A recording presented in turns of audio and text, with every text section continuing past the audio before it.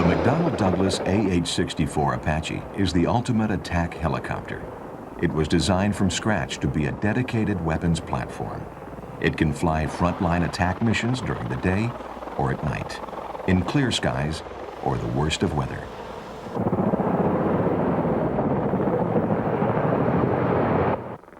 The electronic eyes of the Apache can see through fog, dust, rain, or darkness. Its target acquisition designation sight aims a laser beam wherever the gunner points his head.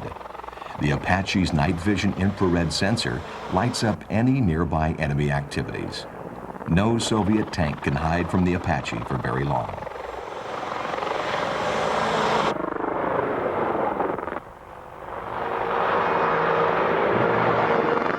The Soviet Union's military doctrine professes a belief in the massive deployment of heavily armored tanks to achieve its goals. But if NATO's deterrence to stop this threat is not enough, the Apache will unleash its offensive might to destroy the best of Soviet armor.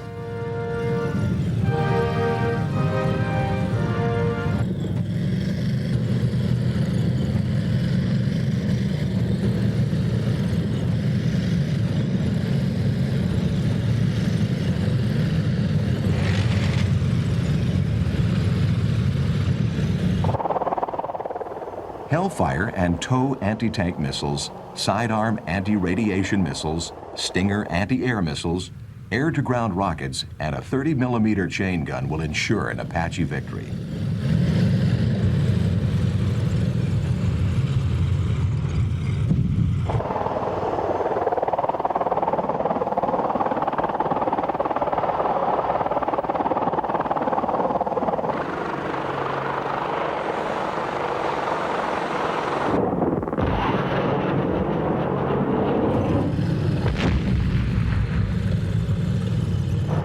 Although the Apache is built in Mesa, Arizona, the attack helicopter's baptism of fire took place deep in the inaccessible jungles of Vietnam.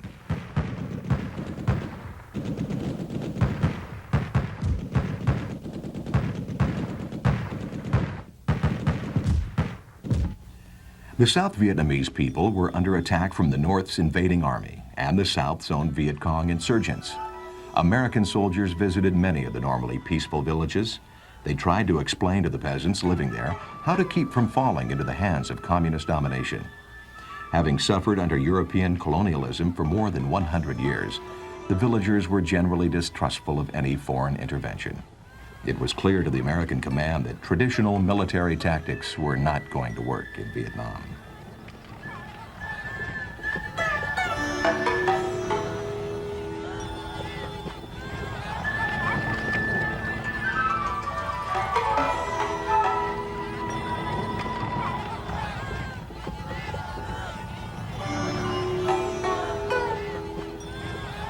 These assorted simple grass houses and flooded rice paddies were frequently hidden amongst the dense jungle growth. Normal transportation to the villages by personnel carriers was almost impossible. The air mobile concept was about to be born.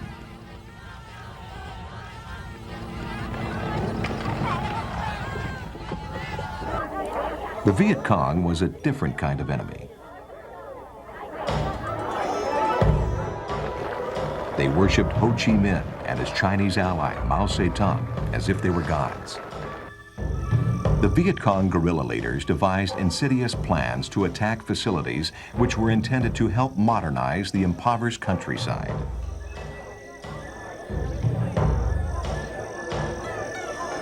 With a fanatical devotion to their communist cause, volunteers for these raids were never in short supply. This more than once made up for a lack of sophisticated weaponry.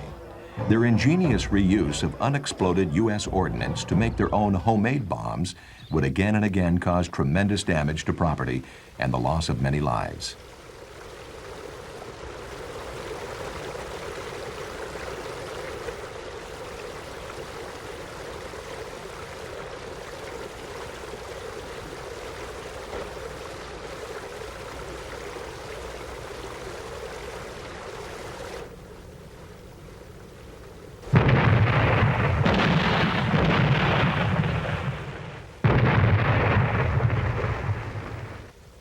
The voices of democracy were not about to let these acts go unanswered. In 1962, Marine UH-34 Seahorse helicopters began to fly operations from Soc Trang and Da Nang. Ground troops were transported to South Vietnamese highlands, jungles, and villages to combat the Viet Cong in their own strongholds. The day had dawned for air mobility.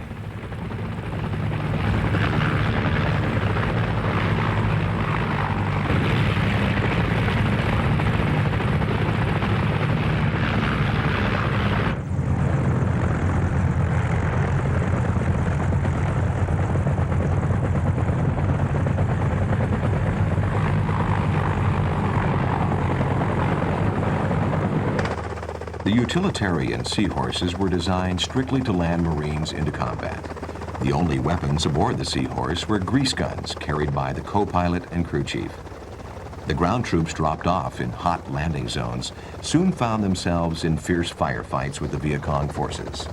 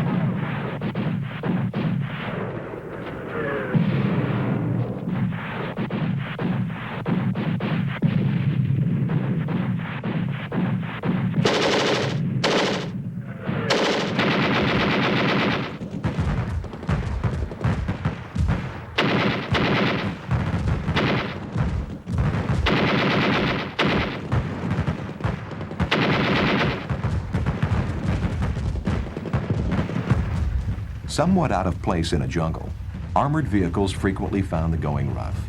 Their personnel incurred many casualties.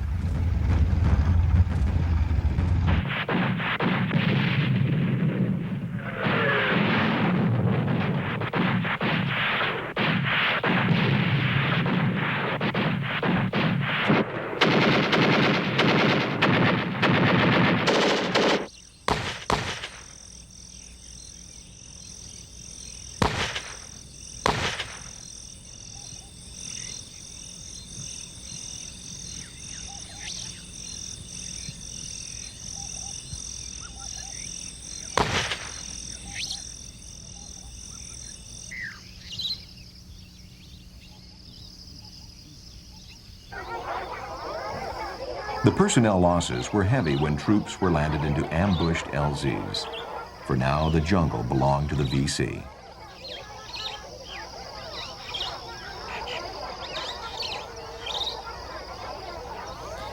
The strength of the Viet Cong grew as they added captured U.S. weapons to their own supply of Chinese and Soviet arms. A more battle-worthy helicopter was needed to fight this elusive enemy.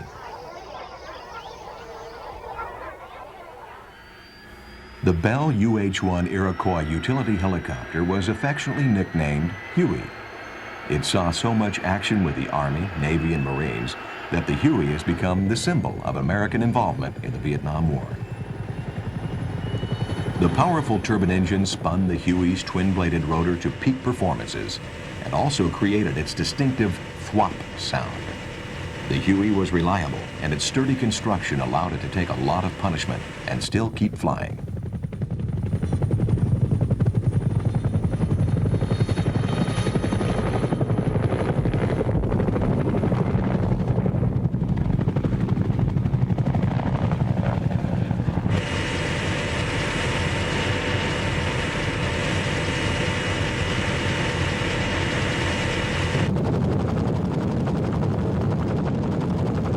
The first Hueys could transport up to 8 armed troops into battle.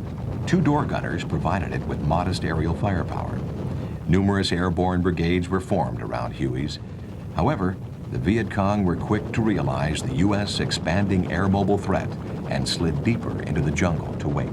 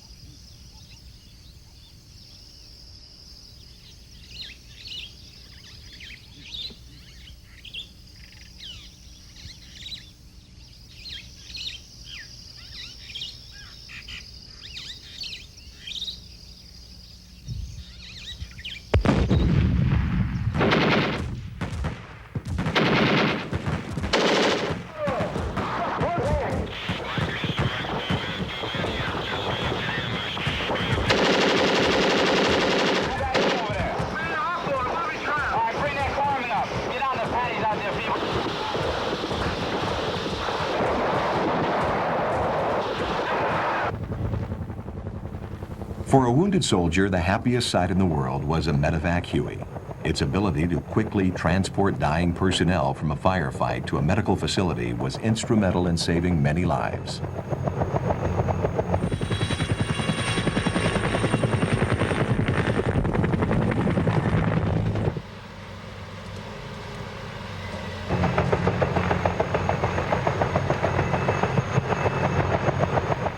The medical treatment provided to the U.S. soldier fighting in Vietnam was the best ever. But the casualty and loss rates were still too high, even with the Huey transports. The Viet Cong readily adapted to any new air mobile tactic.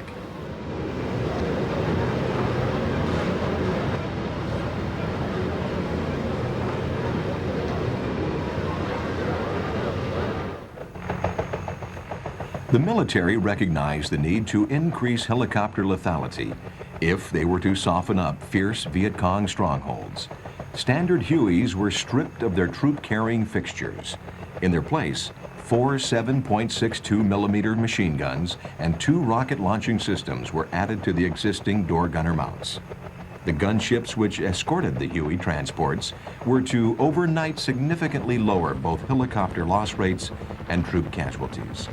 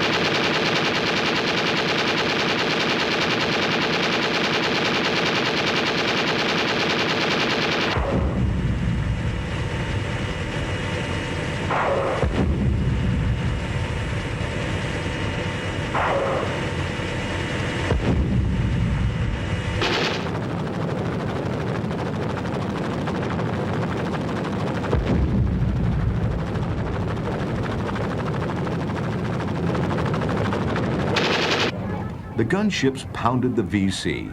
They in turn called on their beefed-up air defenses.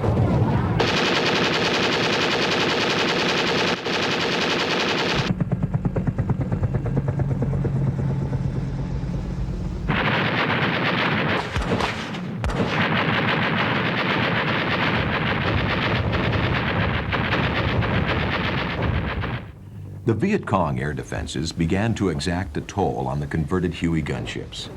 Weighted down with armament it was not designed to carry, the normally agile Hueys were too sluggish and unwieldy for a dedicated attack role. In September 1967, the Army brought the AH-1G Huey Cobra to Vietnam.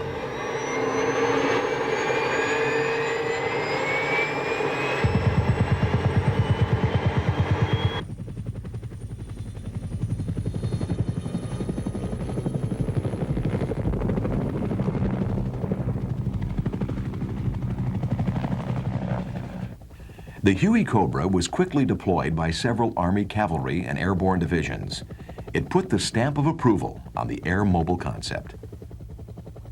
The Bell Helicopter Company was aware of the Huey gunship's inherent limitations as a weapons platform. On their own, Bell designed the armed attack Cobra using the Huey's powertrain.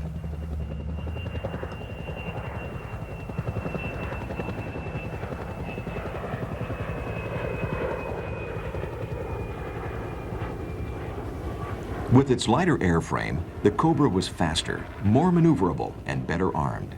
An ample store of 2.75-inch rockets were fired from the launchers hung on each side of the Cobra's stubby weapon wings. They were fired by the gunner who flew in the Cobra's front seat. Easy to store and reload in the field, the 2.75s were potent threats to Viet Cong facilities, equipment, and personnel.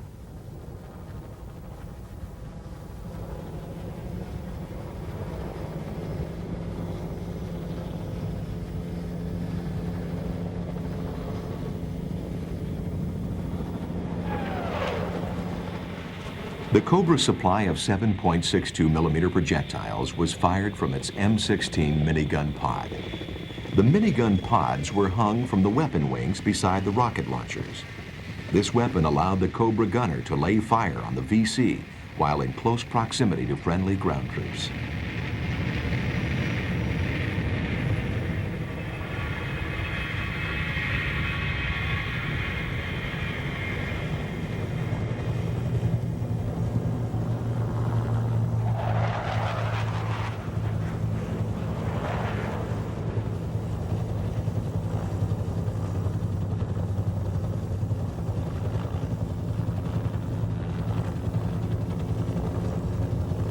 Beneath the Cobra's nose was an M28 minigun, which also fired 7.62 millimeter projectiles.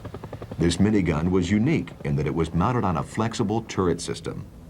With the turret, a gunner could attack Viet Cong positions on either side of the helicopter, as well as directly in front. The Huey Cobra was the most lethal helicopter to date. It was soon known to friend and foe alike as a devastating weapons platform. No one who saw it in action throughout Southeast Asia would ever forget it.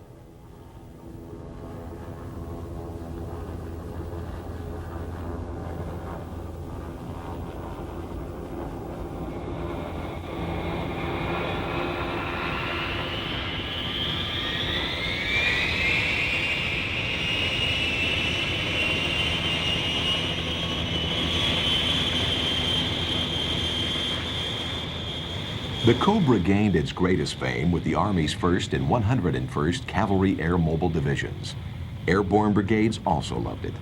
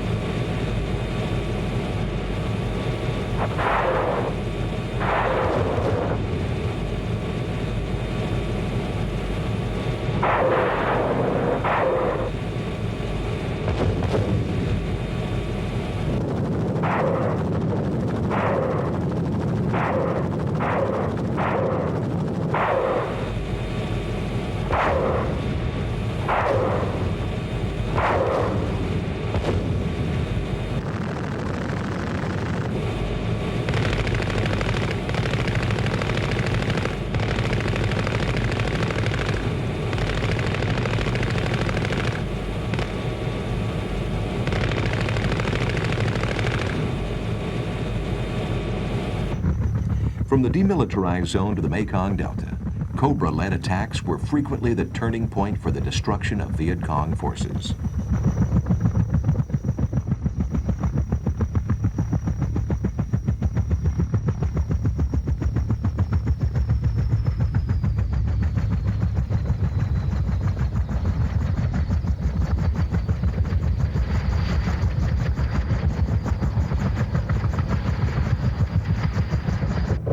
The Marines started flying Huey Cobras in 1969.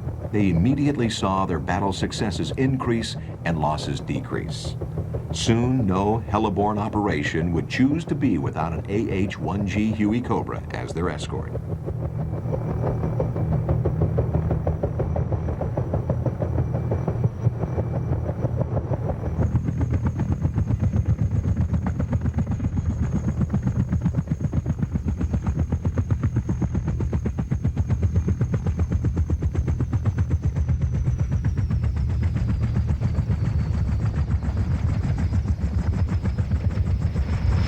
A valuable Cobra ally was the OH-58 Kiowa observation helicopter.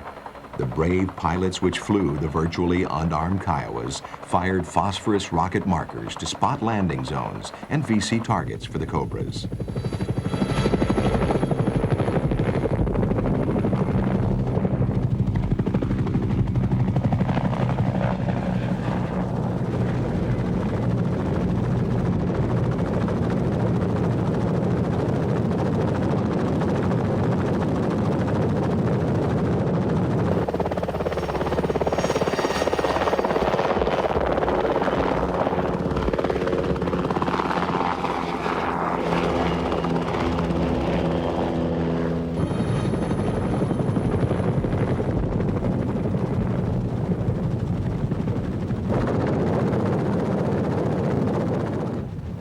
Cobras would typically escort troop-carrying Hueys and observation Kiowas into a landing zone. Once there, each would do its job to secure the area.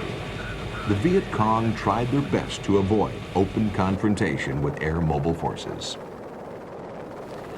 The Hueys, Kiowas, and Cobras formed a perfect partnership. Working in tandem, they would pull off one successful operation after another. There was no crucial battle throughout South Vietnam in which air mobility did not play a part.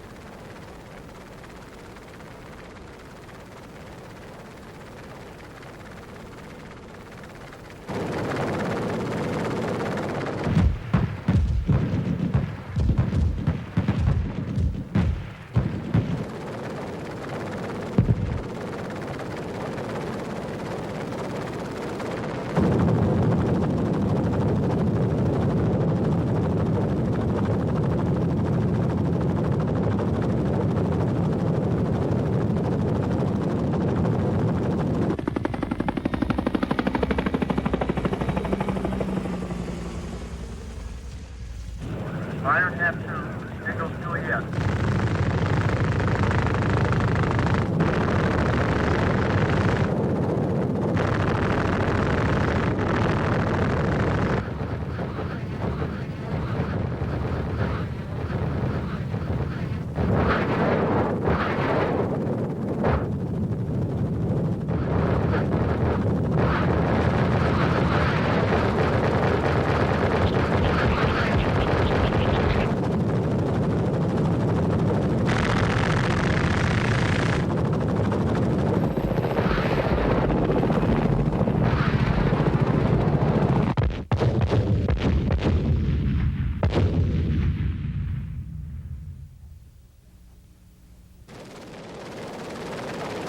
After successfully securing the area, the Kiowas would spot the pickup zone for the victorious troops.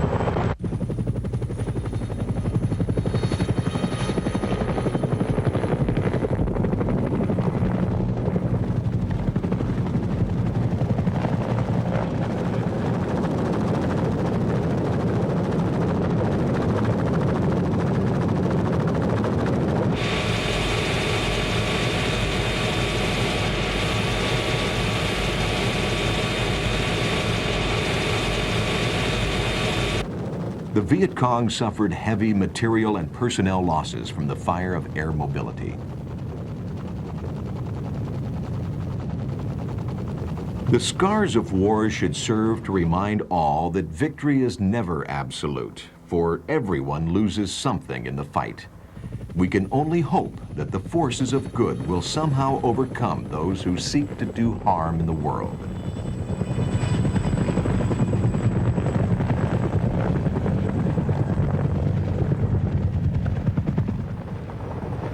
After the end of the Vietnam War, the Army continued to develop the battle-proven Huey Cobra.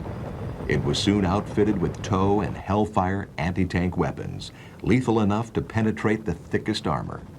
The Cobra's new assignment was to patrol the border between West and East Germany.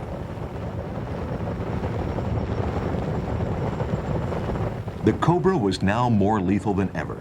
Its tank-killing capability was only the beginning of the attack helicopter's next evolutionary stage. Soviet tanks had more to fear than ever before if they were to cross the border.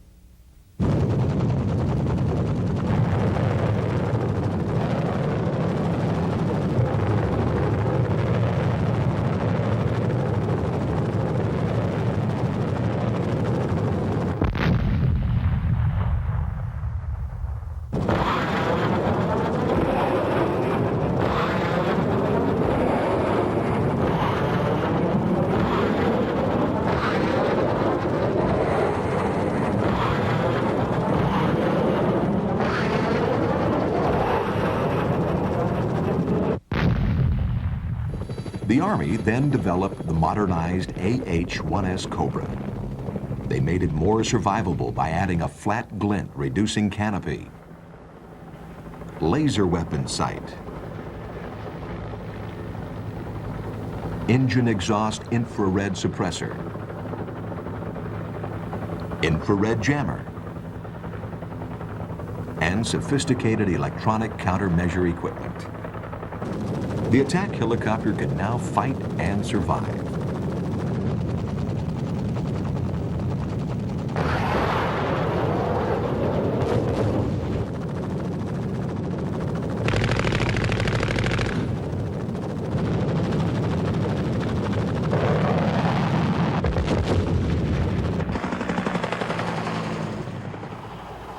The next battlefield the attack helicopter was to prove itself on was the Caribbean island of Grenada. Communist units from Cuba had overthrown the government and held U.S. citizens hostage. New Army UH-60 Black Hawk transports were to see action alongside updated Marine twin-engine Hueys.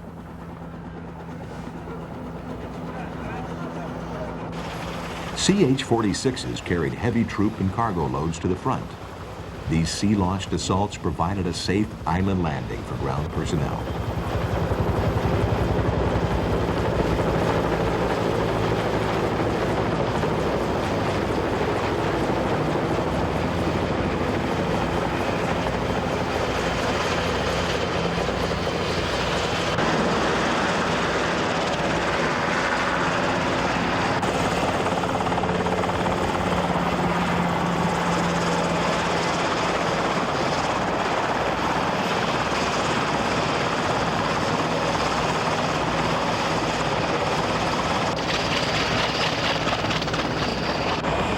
The Marines had developed their beloved Cobra into the AH-1W Super Cobra. To fulfill the Corps' many tasks, they equipped the Super Cobra with both anti-tank and anti-air weapons.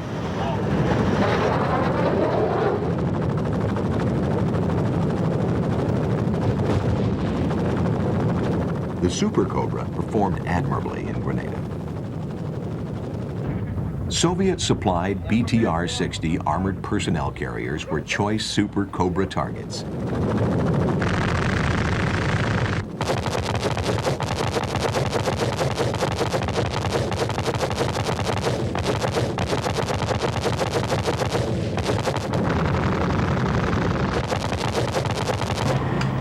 Only minimum helicopter losses were suffered in the fight for the island's liberation.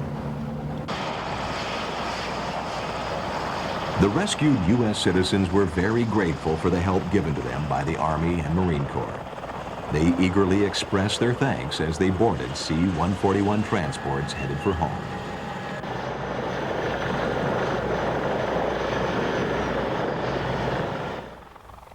Despite the intense competition, the Army's AH-64 Apache is still the most lethal and survivable attack helicopter in the world.